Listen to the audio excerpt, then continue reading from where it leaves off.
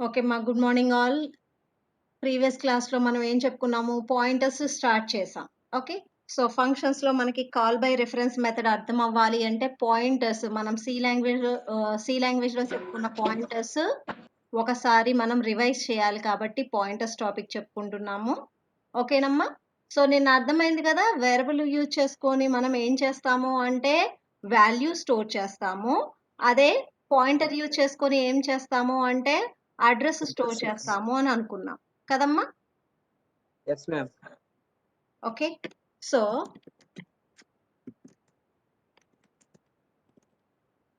here I am having one variable x with 22 and one pointer pt. Okay. So think that x is having some address, pt is having some address. Now I am storing address of x in pt. ఏం చేశానమ్మా? I stored the address of x variable in pt variable. Okay. So అంటే అర్థం ఏంటి? ఏం చేశానో అర్థమైంది కదమ్మా? X అనే చెప్పమ్మా శ్యామ్ చెప్పు. X అడ్రస్ పాయింటర్ కి సంబంధించింది. సో ఎక్స్ అనే వేరియబుల్ లో మనకి 22 ఉంది.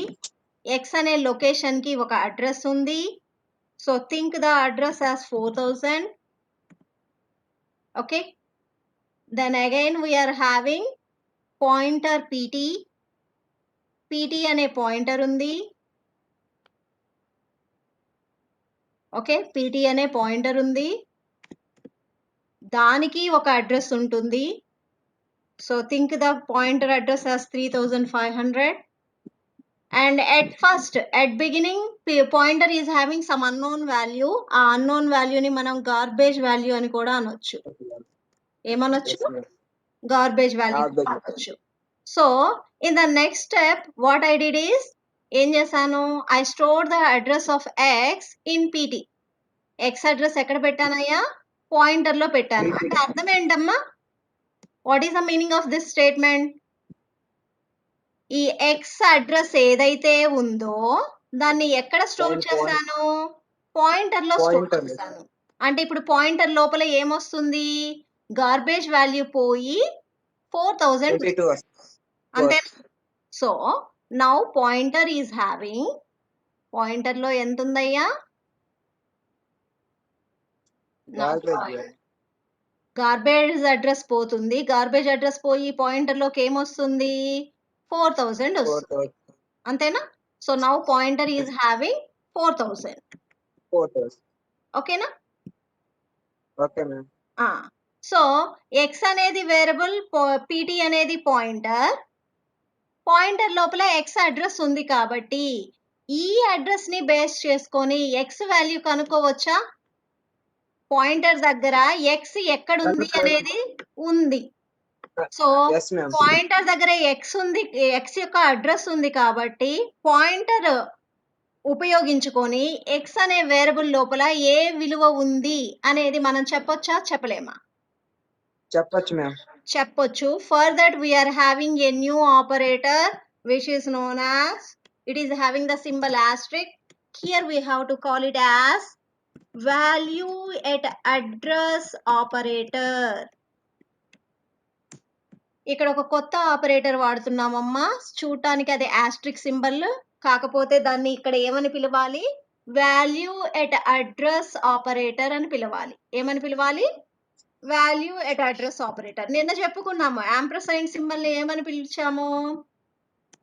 Address of operator. Okay. Ampersand symbol ఏమో అడ్రస్ ఆఫ్ ఆపరేటర్ అంటారు, ఆస్ట్రిక్ సింబల్ ఏమో వాల్యూ ఎట్ అడ్రస్ ఆపరేటర్ అంటారు. ఈ రెండు పేర్లు ఎప్పుడు వాడతాము? పాయింటర్స్ కాన్సెప్ట్ యూజ్ చేసేటప్పుడు ఈ రెండు వాడతాం. ఓకే. సో మీకు ఎప్పుడైనా అడ్రస్ కావాలి అంటే యాంప్రసైండ్ సింబల్ వాడాలి, ఆ అడ్రస్ లోపల ఉన్న విలువ కావాలి అంటేనేమో ఆస్ట్రిక్ సింబల్ వాడాలి. ఓకేనా? ఈ రెండు పాయింట్లు గుర్తుంచుకొని నేను ఇప్పుడు కొన్ని అడుగుతూ ఉంటాను, మీరు చెప్పండి. What will be the ampersand x? Ampersand x అంటే ఎంత? ఎక్స్ యొక్క అడ్రస్ ఎంత? ampersand x అంటే అర్థం address of x 4,000 4000 ma'am. Very good then x అంటే value of x Value x విలువ ఎంత 22 ma'am. 22 now come to ampersand pt అంటే అడ్రస్ ఆఫ్ pt అడ్రస్ ఎంత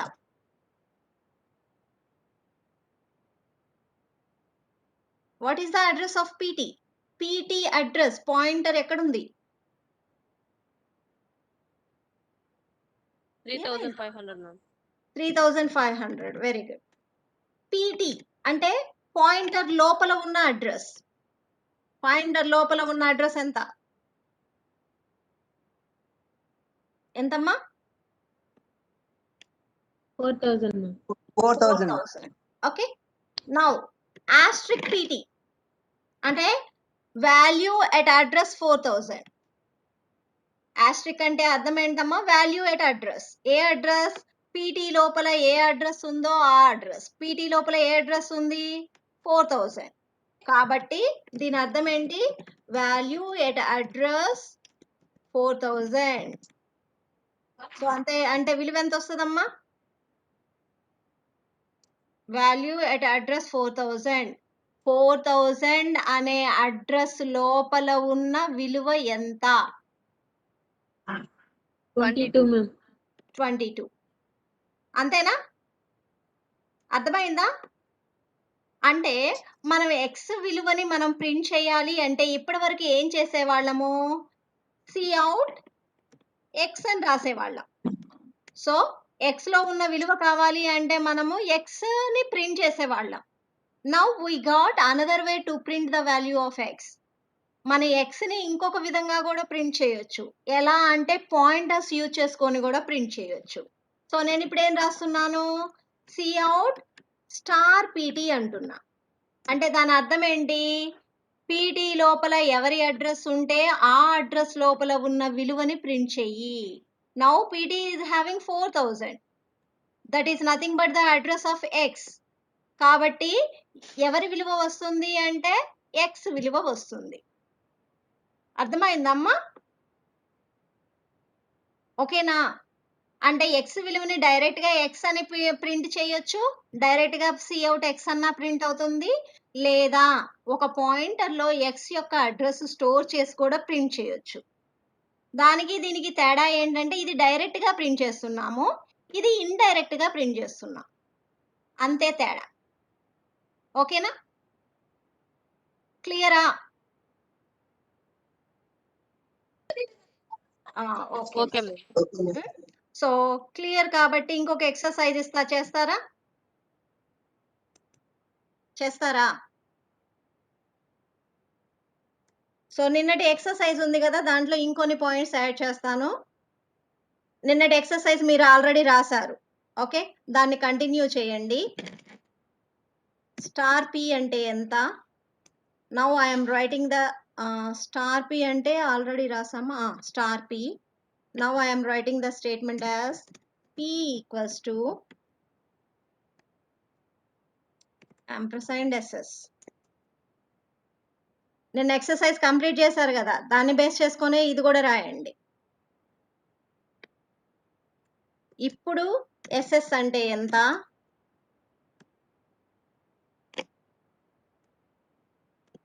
ampersand ss ampersand p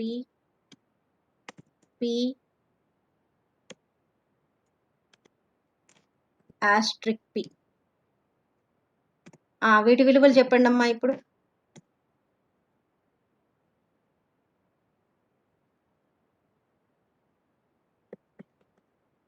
starting at first ss లో 234 ఉంది దాని address 5000 pointer లో garbage address ఉంది దాని అడ్రస్ 4000 ampersand ss అంటే ఎంత అడ్రస్ 5,000. 5000 ss అంటే 234. 234. Very good ampersand p 4,000. 4,000. p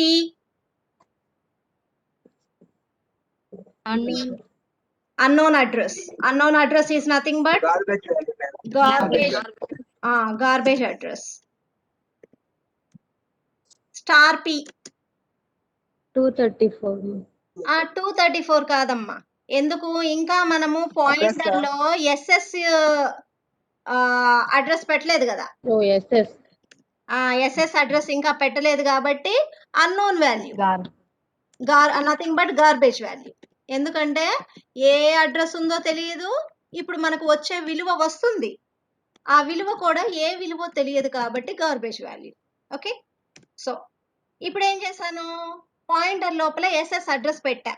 SS address పెట్టిన తర్వాత ఏమవుతుంది, ఒకే ఒక చేంజ్ అవుతుంది. ఏంటా చేంజ్, ఎస్ఎస్ అడ్రస్ కాస్త పాయింటర్ లోకి వస్తుంది, అది తప్ప మిగిలినవన్నీ అలాగే ఉంటాయి కదా. సో ఇప్పుడు ఎస్ఎస్ ఏమన్నా మారుతుందా, ఎంత ఉంటుంది ఎస్ఎస్ అంటే 234 ఉంటుంది. యాంప్రసైండ్ ఎస్ఎస్ అంటే అడ్రస్ ఏమన్నా మారిద్దా, ఎస్ఎస్ అడ్రస్ ఏమన్నా మారిద్దా, మారదు. ఎస్ఎస్ అడ్రస్ అలాగే ఉంటది. పాయింటర్ అడ్రస్ ఏమన్నా మారిద్దా, పాయింటర్ అడ్రస్ కూడా మారదు. మరి ఏం మారిద్ది, పాయింటర్ లోపల స్టోర్ చేసిన అడ్రస్ మారిద్ది. అంతకుముందు పాయింటర్ లోపల గార్బేజ్ అడ్రస్ ఉండేది. ఎప్పుడైతే మనం pointer equals to ampersand SS అంటామో, పాయింటర్ లోపలికి ఎవరి అడ్రస్ వస్తుంది, ఎస్ఎస్ అడ్రస్ వస్తుంది. ఎస్ఎస్ అడ్రస్ అంటే ఎంత, 5000. ఓకే, దాని స్టార్ పి అంటే 5000 అనే అడ్రస్ లో ఎవరున్నారో దాని విలువ. 5000 అనే అడ్రస్ లో ఏముంది, ఎస్ఎస్ ఉంది, కాబట్టి దాని విలువ ఎంత, 234. కాబట్టి మనకి ఇప్పుడు ఏమొస్తుంది, 234 వస్తుంది. అర్థమైందా. సో మనం ఎస్ఎస్ విలువని డైరెక్ట్ గా ఎస్ఎస్ అని ప్రింట్ చేసినా వస్తుంది, స్టార్ పి అని ప్రింట్ చేసినా వస్తుంది. సో పాయింటర్స్ యూజ్ చేసుకొని ఏం చేయొచ్చమ్మా, we are able to store the addresses of variables. Address ఉంది కాబట్టి with that address we are able to access the values also. Okay, then నేను ఇప్పుడు ఒక లైన్ రాస్తున్నా. ఏం రాస్తున్నాను, స్టార్ పి ఈక్వల్స్ టు 555 అన్నాను. ఏం రాసానమ్మా, స్టార్ పి ఈక్వల్స్ టు 555. అంటే ఈ 555 అనే విలువ ఎక్కడ స్టోర్ అవుతుంది,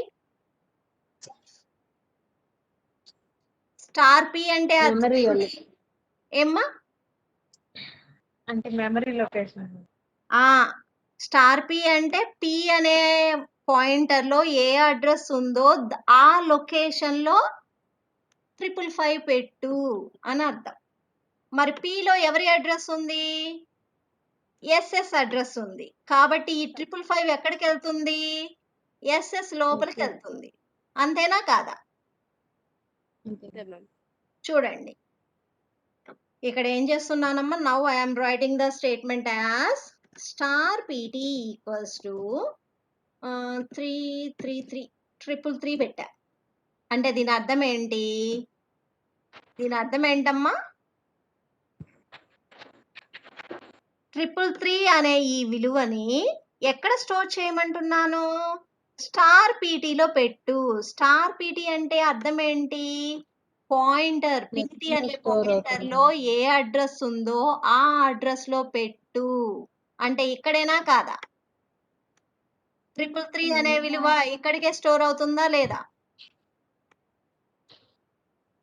మనము చూడడానికి ఏమనుకుంటున్నాము, పాయింటర్ మారుస్తున్నామేమో అనుకుంటాం, కానీ ఇక్కడ మార్చేది మనం పాయింటర్ని కాదు, పాయింటర్ లోపల ఏ అడ్రస్ లో ఉందో ఆ అడ్రస్ లో ఉన్న విలువని మారుస్తున్నాం. ఓకేనమ్మా. సో ఇప్పుడు 333 అనే విలువ ఎక్కడ స్టోర్ అవుతుంది, పాయింటర్ లో ఎక్స్ వేరియబుల్ అడ్రస్ ఉంది కాబట్టి ఎక్స్ లో స్టోర్ అవుతుంది. ఓకేనా, క్లియరా, అర్థమైందా. Star PT equals to value ఎప్పుడైతే అసైన్ చేస్తామో ఆ వాల్యూ ఎక్కడ స్టోర్ అవుతుంది అంటే పాయింటర్ లోపల ఎవరి అడ్రస్ ఉంటే ఆ అడ్రస్ లో స్టోర్ అవుతుంది. ఇప్పుడు చెప్పండి అమ్మా, ఎక్స్ విలువ ఎంత అవుతుంది, ఈ ఎగ్జాంపుల్ లో what will be the value of X after this line. ఈ స్టేట్మెంట్ అయిపోయిన తర్వాత స్టార్ పీటీ ఈక్వల్స్ టు 100 అన్నాం కదా, ఆ స్టేట్మెంట్ ట్రిపుల్ 3 అన్నాం కదా, ఆ స్టేట్మెంట్ తర్వాత ఎక్స్ విలువ ఎంత అవుతుంది? What will be the value of X? 333 ma'am. 333. ఓకేనా? అర్థమైందా? అడ్రస్ ఏమన్నా మారిద్దా? ఎక్స్ అడ్రస్ ఏమన్నా మారిద్దా? పాయింటర్ అడ్రస్ ఏమన్నా మారదు. మారిద్దా? అడ్రస్లు ఏమీ మారదు. మారవు. ఏమి మారుతాయి? ఆ వేరియబుల్ లోపల ఉన్న విలువ మారిద్ది, లేదా పాయింటర్ లోపల స్టోర్ చేసే అడ్రస్ మారిద్ది. అంతే తప్ప వాటికి ఏ లొకేషన్ అలాట్ అయిందో ఆ లొకేషన్ లో ఎలాంటి మార్పులు చేర్పులు జరగవు. ఓకే, ఆ వేరియబుల్ లోపల ఉన్న వాల్యూ చేంజ్ అవ్వచ్చు, పాయింటర్ లోపల ఉన్న అడ్రస్ మారుతుంది, అంతే తప్ప ఇంకా వేరే ఏమీ చేంజెస్ జరగవు. ఓకే, సో ఇప్పుడు స్టార్ పిటి అంటే ఎంతమ్మా? Now what is 333 star PT? 333నే. 333. ఎందుకు? ఎందుకు అంటే పాయింటర్ లో ఎక్స్ వాల్యూనే ఉంది కాబట్టి, ఎక్స్ అడ్రస్సే ఉంది కాబట్టి ఎక్స్ విలువే వస్తుంది. ఓకేనా? సో ఆ లెక్క ప్రకారం దీనికి ఆన్సర్ చెప్పండి మరి. ఇప్పుడు స్టార్ పిటి ఈక్వల్స్ టు 555 అన్నాను. సో ఇప్పుడు ఎస్ఎస్ అంటే ఎంత అవుతుంది? ఎస్ఎస్ అంటే ఎంత? 555. ఓకే, ఎస్ఎస్ అన్నా 555, స్టార్ పి అన్నా కూడా మనకేమొస్తుంది? 555. సో ఇంతవరకు క్లియరా పాయింట్ అంటే? ఓకే, సో జనరల్ గా పాయింట్ అని ఎందుకు వాడతామంటే అడ్రస్ పెట్టడానికి. ఎక్స్ అడ్రస్సే పెట్టాలా? ఎవరి అడ్రస్ అయినా పెట్టొచ్చా? అంటే ఎక్స్ అనే పాయింట్ వేరియబుల్ అడ్రస్ పెట్టాలా, ఇంకెవరైనా అడ్రస్ అయినా పెట్టొచ్చా? ఎవరి అడ్రస్ అయినా పెట్టు. ఎవరి అడ్రస్ అయినా పెట్టొచ్చు. అంటే కాకపోతే అది ఎలాంటి టైప్ అయి ఉండాలి? ఇంటీజర్ టైప్ అయి ఉండాలి. ఎందుకంటే మన పాయింటర్ ఇంటీజర్ పాయింటర్ కాబట్టి ఇంటీజర్ వేరియబుల్, ఎలాంటి ఇంటీజర్ వేరియబుల్ లో అడ్రస్ అయినా సరే పాయింటర్ లో పెట్టొచ్చు. ఫర్ ఎగ్జాంపుల్ నా దగ్గర ఇంకొక వేరియబుల్ ఉంది అనుకోండి, ఐఎమ్ హ్యావింగ్ సమ్ వై అనే వేరియబుల్ ఉంది, దాంట్లో 44 ఉంది అనుకోండి. అప్పుడు నేను ఏం చేయొచ్చు? పాయింటర్ లో వై అడ్రస్ కూడా పెట్టొచ్చా పెట్టకూడదా? పాయింటర్ లో వై అడ్రస్ పెట్టొచ్చా పెట్టకూడదా అమ్మా? పాయింటర్ లో వై అడ్రస్ పెట్టొచ్చా పెట్టకూడదా?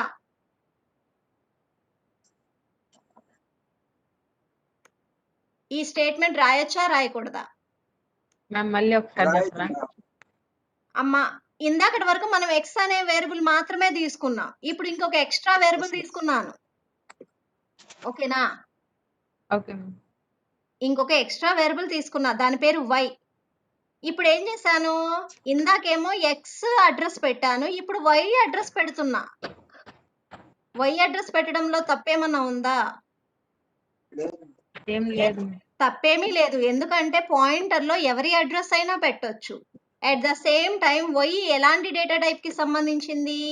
ఇంటీజర్ డేటా టైప్ కి సంబంధించింది కాబట్టి పెట్టొచ్చు. అంటే దీని అర్థం ఏంటి? పాయింటర్ లోపల అడ్రస్లు పెడతాము, ఆ అడ్రస్ ఒకదాని అడ్రస్ పెట్టాలనే రూల్ లేదు, ఎవరి అడ్రస్ అయినా పెట్టొచ్చు. కాకపోతే మనం నోట్ చేయాల్సిన పాయింట్ ఏంటి అంటే సేమ్ డేటా టైప్ ఉండాలి. అంటే పాయింటర్ ఏ డేటా టైప్ ఉంటే వేరియబుల్ కూడా అదే డేటా టైప్ కి సంబంధించిందై ఉండాలి, అదొక్కటే రూల్. ఓకేనా? మ్యామ్ ఇప్పుడు ఆ డేటా సేమ్ లొకేషన్ లో సేవ్ అవుతుందా, వేరే లొకేషన్ లో సేవ్ అవుతుందా మ్యామ్?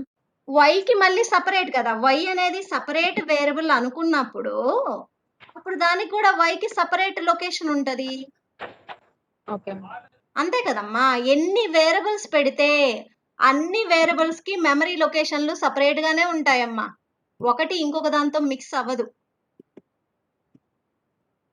సో ఇప్పుడు వైలో 44 ఉంది, దాని మెమరీ లొకేషన్ ఏదో 2600 లేకపోతే 20300 ఏదో ఒకటి ఉంటది, అంతే తప్ప ఒకే లొకేషన్ లో స్టోర్ అవ్వవు. ఒకే లొకేషన్ లో స్టోర్ అయితే డిఫరెన్షియేట్ చేయలేం కదా. ఓకే, ఎక్స్ ఇక్కడ స్టోర్ అయింది, పాయింటర్ ఇక్కడ స్టోర్ అయింది, వై ఇక్కడ స్టోర్ అవుతుంది, ఒకే చోట స్టోర్ అవ్వదు, వేరు వేరు లొకేషన్. ఒక వేరియబుల్ మనం రాసాము అంటే దాని అర్థము దానికి సపరేట్ గా మెమరీ ఉంటుందే తప్ప ఎక్స్ మెమరీ ఏదైతే ఉందో దాంట్లోకే వచ్చి పోయి కూర్చోదు. ఓకేనా? Okay ma'am. సో ఒక పాయింటర్ ఉంది అంటే దాంట్లో అడ్రస్ పెడతాము. అడ్రస్ అంటే ఒక వేరియబుల్ అడ్రస్సే కాదు, ఏ వేరియబుల్ కి సంబంధించిన అడ్రస్ అయినా పెట్టొచ్చు. కాకపోతే నోట్ చేసుకోవాల్సిన పాయింట్ ఏంటి అంటే ఆ variable data type, pointer data type same ఉండాలి. అదొక్కటే రిస్ట్రిక్షన్. ఓకేనా? అర్థమైందా? అమ్మ చెప్పు ప్రియాంక. ఇప్పుడు ఎక్స్ ప్లేస్ లో ఇందాక పాయింటర్ ప్లేస్ లో అంటే ఎక్స్ ప్లేస్ లో వాల్యూ మార్చారు కదా, అవును, ఇప్పుడు వేరియబుల్ నే మార్చాలంటే ఎలా మ్యామ్? వేరియబుల్ నే మార్చాలంటే ఇదిగో పీటీ ఈక్వల్స్ టు వై అంటే సరిపోతుంది. Okay ma'am. ఓకేనా? ఓకే. సో ఈ కాన్సెప్ట్ మీకు అర్థమైతే ఇప్పుడు మనము కాల్ బై రిఫరెన్స్ మెథడ్ చెప్పుకుందాం. ఓకే, ఇప్పుడు ఏం చెప్పుకుందామమ్మా? Call by reference method. మనం ఫంక్షన్స్ లో second type call by reference method అనుకున్నామా? So call by reference method ని ఇంకొక పేరుతో ఏమని పిలుస్తారు? Pass by reference. అంతేనా? Okay, so call by reference method or pass by reference method అంటే ఏంటమ్మా? Passing the reference or address of the variables or parameters. Parameters ని ఇంకొక పేరుతో ఏమంటాము? ఆర్గ్యుమెంట్స్. సో మన దగ్గర ఉన్న పారామీటర్స్ లేదా ఆర్గ్యుమెంట్స్ యొక్క అడ్రసెస్ ని పంపిస్తూ ఒక ఫంక్షన్ ని కాల్ చేస్తే అలా కాల్ చేయడాన్ని ఏమంటారమ్మా? Call by reference method or pass by reference method అంటారు. Okay, passing the values of the parameters, passing the addresses of the parameters. Addresses పంపిస్తేనేమో పాస్ బై రిఫరెన్స్ మెథడ్ అంటారు. అలా కాకుండా వాల్యూస్ పంపిస్తేనేమో పాస్ బై వాల్యూ మెథడ్ అంటారు. Okay, so దీన్ని ఒక example previous programme రాసాం కదా, అదే ప్రోగ్రామ్ ని నేను పాస్ బై రిఫరెన్స్ కి చేంజ్ చేస్తా. ఈ ప్రోగ్రామ్ గుర్తుంది కదా అందరికి? ఇదే ప్రోగ్రామ్ లో చిన్న మోడిఫికేషన్ చేస్తాను. ఇదే ప్రోగ్రామ్ ని నేను కాపీ పేస్ట్ చేస్తున్నా. ఓకే, సో ఏం లేదు, ఒకే ఒక మార్పు ఏంటి అంటే మనము వేరియబుల్ యూజ్ చేసాము. ఫార్మల్ పారామీటర్ గా ఏం యూజ్ చేసాము? వేరియబుల్ యూజ్ చేసాము. Now I'm replacing that variable with pointer. చూడండి అమ్మా, ఈ చేంజ్ అనే ఫంక్షన్ లో మనం ప్రీవియస్ ఏం చేసాము? ఎక్స్ అనే వేరియబుల్ వాడాం కదా. ఎక్స్ అనే వేరియబుల్ కి బదులు నేను ఇప్పుడు ఎక్స్ అనే పాయింటర్ వాడుతున్నా. సో పాయింటర్ వాడాను అంటే పాయింటర్ ఎలా రాయాలి? *x equals to *x plus 10. ఇలాగే కదా రాయాల్సింది. తర్వాత ఇక్కడ ఫంక్షన్ ని చేంజ్ అనే ఫంక్షన్ ని కాల్ చేసేటప్పుడు ప్రీవియస్ ఏం చేశాను? వాల్యూ పంపించా, కానీ ఇప్పుడు నేనేం పంపిస్తున్నాను? అడ్రస్ పంపిస్తున్నా. ఓకేనా? సో రెండు మార్పులు. ఏం మార్పులు?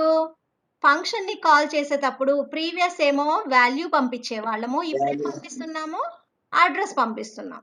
మరి మనం అడ్రస్ పంపిస్తున్నప్పుడు రిసీవ్ చేసుకునేది పాయింటరే అవ్వాలి కదా. ఎందుకు? అడ్రస్ ని పాయింటర్ లో మాత్రమే పెట్టగలం, వేరియబుల్ లో పెట్టగలమా? వేరియబుల్ లో పెడితే ఏమవుతుంది? అది విలువ అవుతుంది తప్ప అడ్రస్ అవ్వదు. వేరియబుల్ లోపల ఓన్లీ విలువలు మాత్రమే పెట్టగలము. నువ్వు అడ్రస్ పెట్టాలి అంటే ఖచ్చితంగా ఏముండాలి? పాయింటరే ఉండాలి. ఓకే, అర్థమైందమ్మా? అమ్మ నీ దగ్గర బాటిల్ ఉంది, బాటిల్లో మనము లిక్విడ్లు మాత్రమే స్టోర్ చేయగలము. ఫ్రూట్స్ ఏమన్నా స్టోర్ చేయగలమా? ఫ్రూట్స్ ఏమన్నా పెట్టగలమా? ఏమ్మా? వాటర్ బాటిల్ ఉంది అంటే దాంట్లో లిక్విడ్సే పెట్టగలము. అలాగే బౌల్స్ ఏమన్నా ఉన్నాయి అంటే దాంట్లో ఫ్రూట్స్ పెట్టుకోవచ్చు, లిక్విడ్ కూడా పెట్టుకోవచ్చు అనుకోండి. అది హోల్స్ ఉన్న బౌల్ అంటే ఫ్రూట్స్ మాత్రమే పెట్టగలము. ఓకే, అంటే వేరియబుల్ ఉంది అంటే ఓన్లీ వాల్యూ మాత్రమే పెట్టగలము. అడ్రస్ ఉంది అంటే కంపల్సరీ మనకి ఏం కావాలి, అడ్రస్ ని హోల్డ్ చేయాలి అంటే కంపల్సరీ పాయింటర్ కావాలి. ఓకేనా, అర్థమైందా? ఫాలో అవుతున్నారా?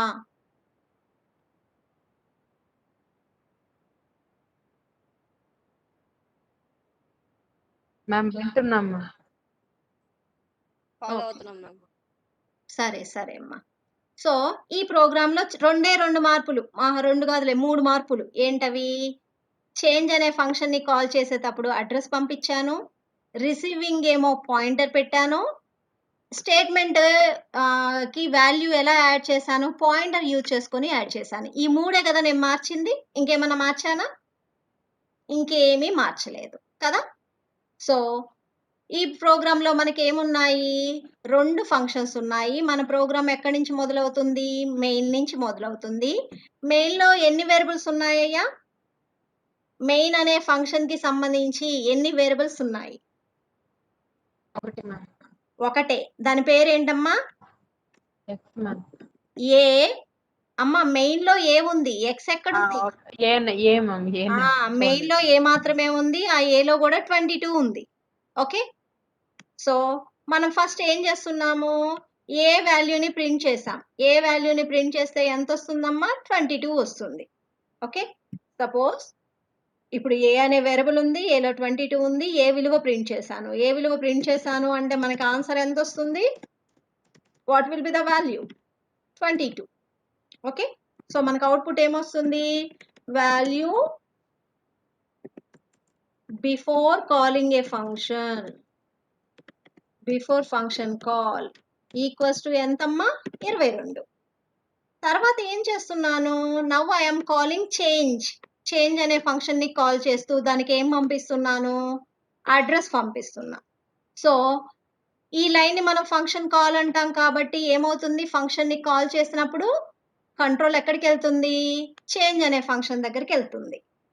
సో చేంజ్ అనే ఫంక్షన్ దగ్గరికి వచ్చేటప్పుడు దాంతో పాటు ఏ వాల్యూ తీసుకొచ్చిందమ్మా? ఏం తీసుకొచ్చింది? చేంజ్ అనే ఫంక్షన్ కి మనం ఏం పంపించాం? అడ్రస్ పంపించాం. ఎవరి అడ్రస్? ఏ అడ్రస్. కాబట్టి ఇప్పుడు ఎక్స్ లోపల ఏముంటుందమ్మా? నౌ ఎక్స్ కంటైన్స్, ఎక్స్ లో ఏమున్నట్టు? అడ్రస్ ఆఫ్ ఏ ఉన్నట్టు. అంతేనా కాదా? ఓకే, సో అడ్రస్ ఆఫ్ ఏ ఉంది. స్టార్ ఎక్స్ అంటే అర్థం ఏంటమ్మా? ఎక్స్ లో ఏ అడ్రస్ ఉందో ఆ అడ్రస్ లోపల స్టోర్ చెయ్యి. ఏం స్టోర్ చేయమన్నాను? స్టార్ ఎక్స్ అంటేనేమో ఎక్స్ లోపల ఉన్న ఏ అడ్రస్ లో ఉన్న వాల్యూ 22, 22కి 10 యాడ్ చేస్తున్నాం. 10 యాడ్ చేస్తున్నాం కాబట్టి స్టార్ ఎక్స్ లో ఎంత స్టోర్ అవుతుంది? 32 స్టోర్ అవుతుంది. ఓకే, ఫాలో అవుతున్నారా? సో ఇప్పుడు star X equals to star X ముందు లెఫ్ట్ సైడ్ రైట్ సైడ్ ఉన్నది ఎగ్జిక్యూట్ అవుతుంది కాబట్టి స్టార్ ఎక్స్ అంటే 22 ప్లస్ 10. 22 ప్లస్ 10 ఎంత? 32. 32 ఎక్కడ స్టోర్ అవుతుంది? ఎక్స్ లోపల ఏ అడ్రస్ ఉందో దానిలో. ఎక్స్ లో ఏముంది? ఏ ఉంది. కాబట్టి 32 ఎక్కడ స్టోర్ అవుతుంది? ఏ లోపల స్టోర్ అవుతుంది. So now the value of A becomes 32. అర్థమైందా? మనం రాయడానికి ఏమో ఏమనుకుంటామో ఎక్స్ మారిద్దేమో అనుకుంటాం చూడంగానే, కానీ ఇక్కడ ఎక్స్ అనేది వేరియబుల్ కాదు, పాయింటర్. కాబట్టి పాయింటర్స్ యూజ్ చేసినప్పుడు పాయింటర్ విలువలు మారవు, పాయింటర్ లోపల ఎవరి అడ్రస్ ఉందో దాని విలువ మారుతుంది. కాబట్టి ఇక్కడ 32 అనేది ఎక్కడ స్టోర్ అవుతుందమ్మా? ఏ అనే వేరియబుల్లో స్టోర్ అవుతుంది. ఓకేనా, అర్థమైందా? సో స్టోర్ చేసాం. స్టోర్ చేసిన తర్వాత బ్యాక్ వచ్చాం. బ్యాక్ వచ్చి నేనేం ప్రింట్ చేస్తున్నాను ఇప్పుడు? Value after function call. Value after function call. ఇప్పుడు ఎంతమ్మా value? What is the value of a after function call? ఎంత 32. అంతేనా కాదా? ఏమ్మా?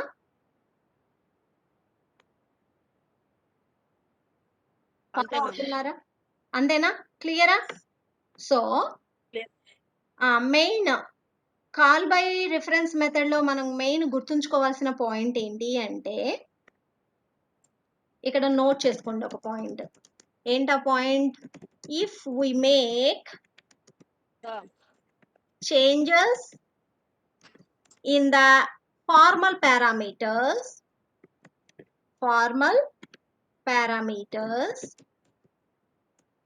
those changes will be reflected in the actual parameters.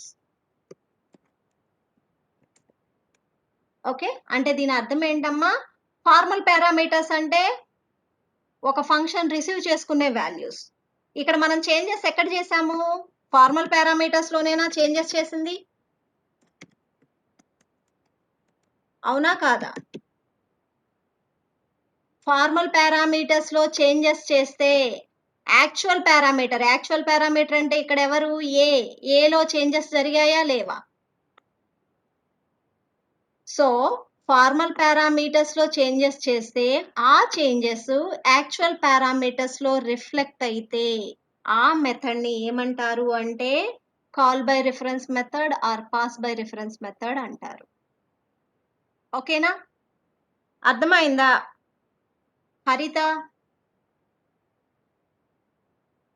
హరిత, ప్రియాంక, నిరూష అర్థమైందా? వినయ్, నీకు? అర్థమైంది. వినయ్, ఎందుకు అంటే వినయ్ నువ్వు అసలు ఏమి వినలా ప్రీవియస్ సి లాంగ్వేజ్, అందుకనే అడుగుతున్నా. అర్థమైందమ్మా? ఓకే. రోజా, నీకమ్మా? రోజా, నువ్వు కూడా క్లాసెస్ వినలేదు కదా సరిగ్గా?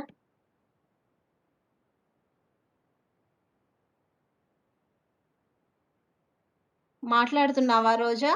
సరే అమ్మా, వినిపించలేదు కానీ ఫాలో అవ్వండి. ఏమైనా డౌట్స్ ఉంటే కాల్ చేయండి లేదా మెసేజ్ పెట్టండి. Okay, so like this we can call A function in 2 ways. మొత్తానికి ఒక ఫంక్షన్ ని 2 రకాలుగా కాల్ చేయొచ్చు. వాల్యూస్ పంపిస్తూ కాల్ చేయొచ్చు, అడ్రస్లు పంపిస్తూ కాల్ చేయొచ్చు. వాల్యూస్ పంపిస్తూ కాల్ చేస్తే కాల్ బై వాల్యూ మెథడ్ అవుతుంది, అడ్రస్లు పంపిస్తూ కాల్ చేస్తే కాల్ బై రిఫరెన్స్ మెథడ్ అవుతుంది. ఓకేనా? అర్థమైందా? ఓకే, సో అర్థమైంది అంటే నెక్స్ట్ టాపిక్ చెప్పుకుందాం. ఓకే, సో నెక్స్ట్ టాపిక్ వచ్చేసి ఇన్లైన్ ఫంక్షన్స్. ఏంటమ్మా? మనకు ఆన్లైన్ తెలుసు, ఆఫ్లైన్ తెలుసు, ఇన్లైన్ తెలియదు కదా. సో నెక్స్ట్ టాపిక్ వచ్చేసి inline functions. Okay, so inline functions అంటే ఏంటో తెలియాలి అంటే ముందు మనం ఒక ఎగ్జాంపుల్ చూద్దాం. ఓకే,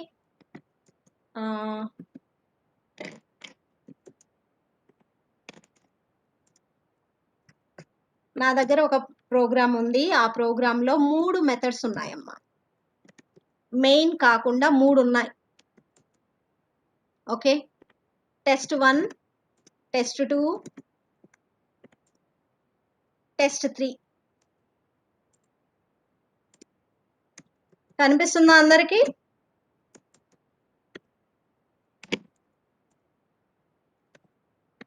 త్రీ మెథడ్స్ ఉన్నాయి అనుకోండి.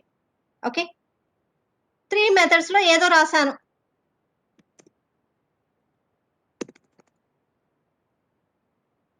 ఏవో రాశాను. ఓకే, 3 మెథడ్స్ లో ఏదో టైప్ చేశాను అనుకోండి, లేదా ఒక అవుట్ స్టేట్మెంట్ ఏదో రాశాను అనుకోండి. ఓకేనా? ఇప్పుడు మెయిన్ ప్రోగ్రామ్ ఎగ్జిక్యూషన్ ఎప్పుడైనా మెయిన్ నుంచే స్టార్ట్ అవుతుంది అనుకున్నాం కదా.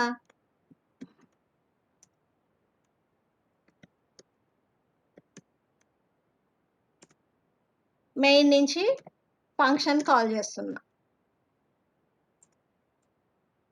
ఓకే, ఇప్పుడు టెస్ట్ 3 కాల్ చేశాను. ఫస్ట్ టెస్ట్ 3 కాల్ చేశా, తర్వాత టెస్ట్ 1 కాల్ చేశా, తర్వాత టెస్ట్ 2 కాల్ చేశా.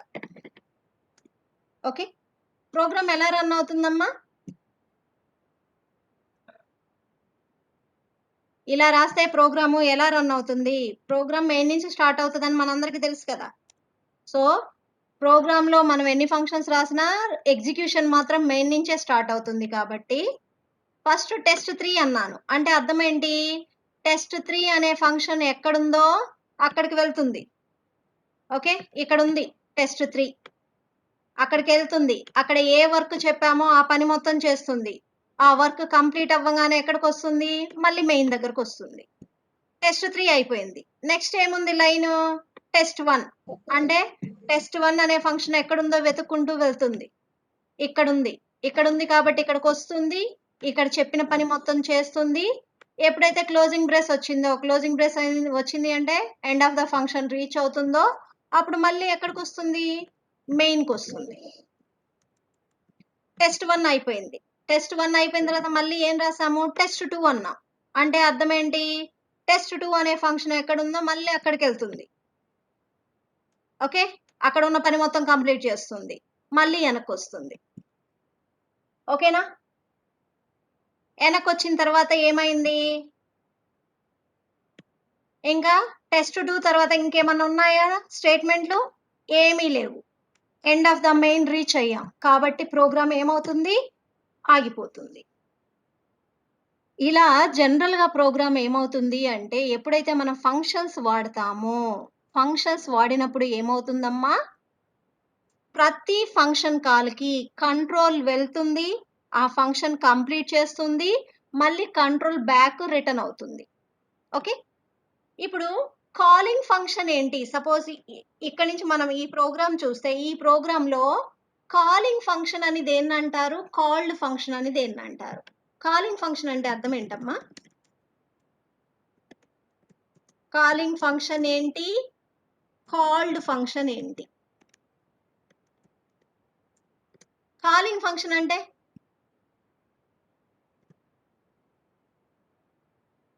కాలింగ్ ఫంక్షన్ అంటే ఏంటి? ఎవరు కాల్ చేస్తున్నారు?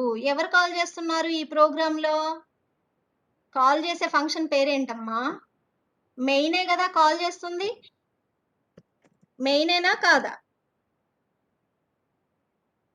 కాల్డ్ ఫంక్షన్ అంటే ఎవరిని కాల్ చేసింది? మెయిన్ అనే ఫంక్షన్ ఎవరెవరిని కాల్ చేసింది? ఎవరెవరిని చేసింది? టెస్ట్ 1 కాల్ చేసింది, టెస్ట్ 2 కాల్ చేసింది, టెస్ట్ 3ని కూడా కాల్ చేసింది. కాబట్టి కాల్డ్ ఫంక్షన్, కాలింగ్ ఫంక్షన్ అంటే అర్థం ఏంటి? పిలిచేవాళ్ళు, పలికినోళ్ళు. పిలిచేది మెయిన్, పలికేది ఎవరు? Test 1, test 2, test 3. కాబట్టి కాలింగ్ ఫంక్షన్ ఏమో మెయిన్ అవుతుంది, ఎందుకంటే అది పిలుస్తుంది కాబట్టి.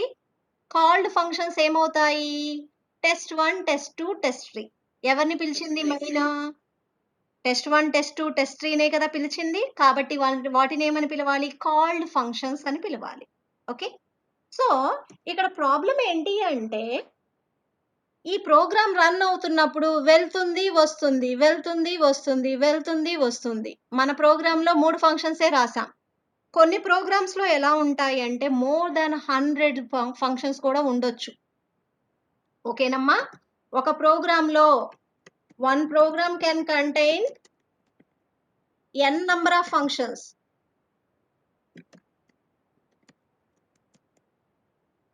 n అంటే ఎంతైనా ఉండొచ్చు, ఎన్ని ఫంక్షన్స్ అయినా ఉండొచ్చు అని అర్థం. ఒక ప్రోగ్రామ్ లో ఎన్ని ఫంక్షన్స్ అయినా ఉండొచ్చు. సో ఒక 100 ప్రోగ్రామ్లు ఉన్నాయి, 100 ఫంక్షన్స్ ఉన్నాయి మన ప్రోగ్రామ్ లో అనుకోండి. అప్పుడు ఎన్నిసార్లు వెళ్ళి ఎన్నిసార్లు రావాలి? 100 సార్లు వెళ్ళాలి, 100 సార్లు వెనక్కి రావాలి. అంతేనా? అవునా కాదా?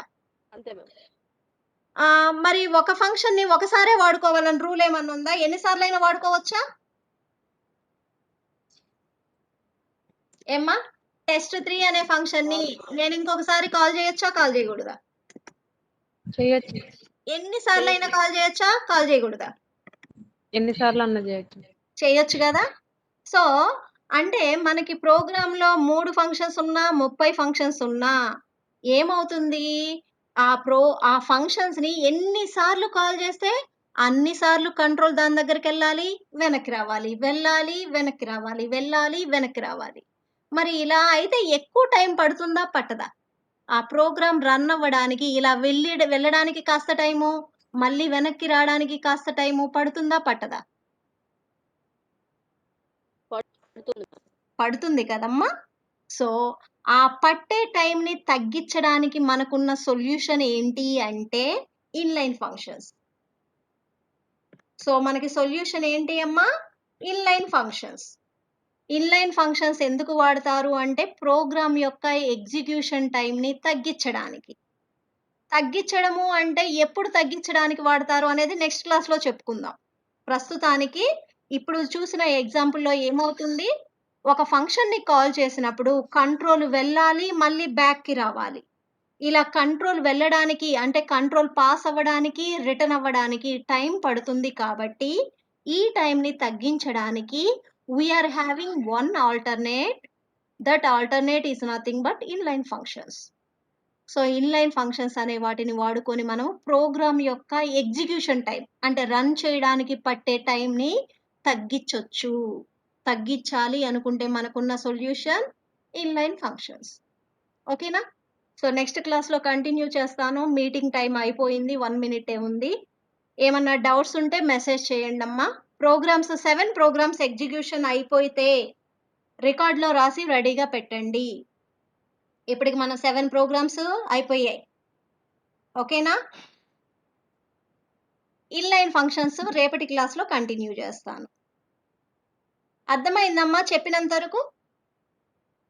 ఏమన్నా డౌట్స్ ఉంటే నెక్స్ట్ క్లాస్‌లో అడగండి. లేదా మెసేజ్ చెయ్యండి. ఓకేనా?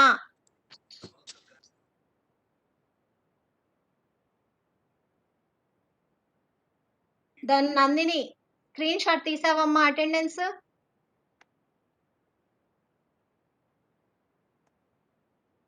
సో, తీసి రెడీగా ఉంచుకోమ్మా.